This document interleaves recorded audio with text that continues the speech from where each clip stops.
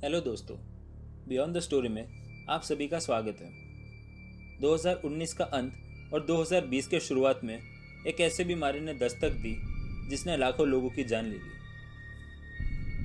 एक ऐसी बीमारी जिसने अनेकों घर को उजाड़ दिया, अनेक बिजनेस को अपने चपेट में ले लिया और खड़ा कर दिया दुनिया को उस बर्बादी की ओर जहाँ से वापस नई शुरुआत करने में न जाने कितना समय लग जाए। बड़े से बड़े ताकतवर देश इस अदृश्य दुश्मन के सामने घुटने टेकते नजर आ रहे हैं। सालों पीछे विश्व को छोड़ देने वाली इस बीमारी का नाम है novel corona virus. Novel corona virus एक ऐसी बीमारी जिसने यह बता दिया कि साइंस में अपने आप को आगे और ज़माने से आगे समझने वाले ह्यूमन साइंस एंड टेक्नोलॉजी कितना पीछे है। कोरोना वायरस अपने आप में ही इतना मिस्टीरियस वायरस है कि आज तक इतने लंबे समय के बाद भी मेडिकल साइंस अब तक उसे समझने की कोशिश ही कर रही है और कोई परफेक्ट कंक्लूजन तक नहीं पहुंच पा रही। हालांकि इन 7 महीनों में अनेक रिसर्च और थियोरी को जोड़ने के बाद जब यह लगने लगा कि हम इस वायरस के बारे में बहुत हद तक जानने व समझ चुके हैं, तभी हाल ही में इस वायरस से जुड़ा हुआ एक केस सामने आया जिसने हमारे थियोरीज और अब तक की रिसर्च की गई प्रोग्रेस को साइड पर रख दिया। एक ऐसा केस जिसका जवाब हम अब तक नहीं ढूंढ पाए। तो आइए जानते हैं इस रहस्यमय केस के बारे में। यह केस है साउथ अमेरिका के अर्जेंटीना देश में स्थित उशुआया नाम के शहर की। इस शहर को एंड ऑफ द वर्ल्ड भी माना जाता है क्योंकि यह शहर पृथ्वी के दक्षिण हिस्से का अंतिम शहर माना जाता है। पृथ्वी के इस अंतिम छोर के बाद समुद्र ही समुद्र है। यह शहर natural oil and gas extraction के साथ फिशिंग यानी मत्स्य उद्योग के लिए भी प्रसिद्ध है। फिशिंग के लिए बड़ी बड़ी जहाज कई दिनों के लिए समुद्र में रवाना होती है। ऐसे ही एक जहाज 45 दिनों के लिए रवाना हुई थी। इस जहाज का नाम था इशिशन मारू। 6 जून 2020 को 45 दिनों के लिए यात्रा पर निकले 61 क्रू में से 57 क्रू मेंबर की अचानक तबीयत खराब होने लगी, जिसके कारण जहाज को 35 दिनों के भीतर ही वापस बुला लिया गया। क्रू मेंबर के मेडिकल चेक के बाद जब रिपोर्ट सामने आई तो सबके आश्चर्य का ठिकाना न रहा।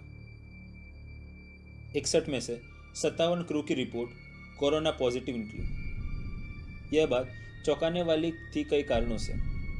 जहाज की यात्रा से पहले सारे क्रू मेंबर्स की मेडिकल जांच हुई, जिसमें सभी के रिपोर्ट नेगेटिव आए। रिपोर्ट के बाद सभी क्रू मेंबर को एक होटल में क्वारंटीन किया गया 14 दिनों के लिए। समय को ध्यान में रखते हुए क्वारंटीन करना उनकी रूटीन प्रोसेस का एक हिस्सा है। 14 दिन के बाद भी सभी स्वस्थ थे, तो आखिरकार क्रू मेंबर्स इन्फेक्टेड हुए कैसे? पूरा केस अब इन्वेस्टिगेशन का सवाल बन गया था।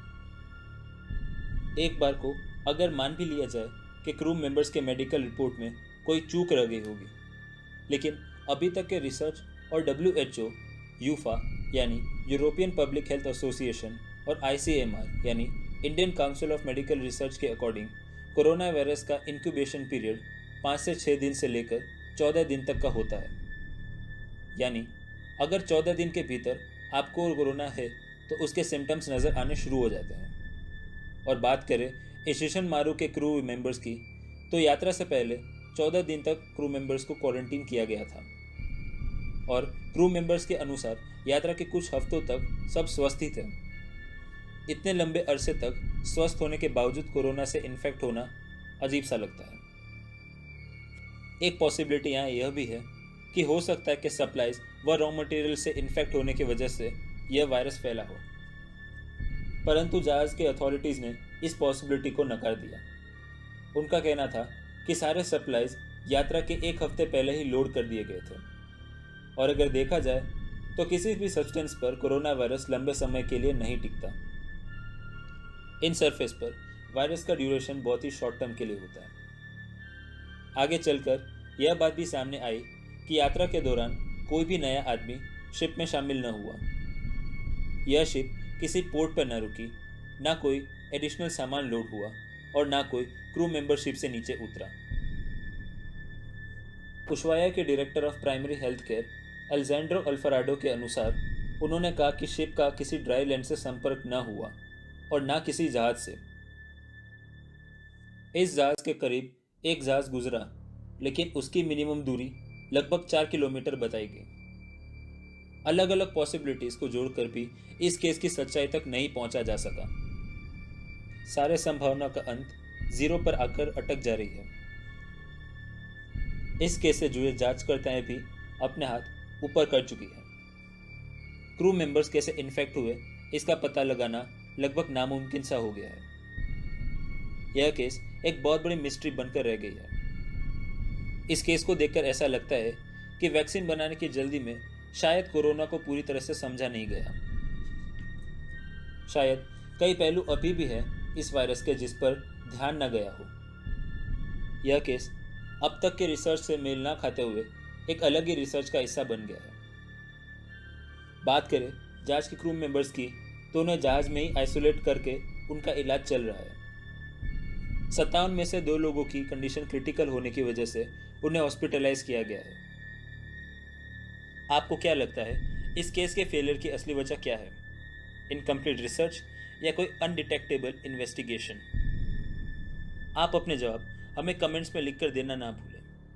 तब तक के लिए मिलते हैं मिस्ट्री सीरीज के अगले वीडियो में, फिर किसी मिस्ट्री को जानने व समझने की तलाश में। तब तक के लिए अलविदा दोस्तों।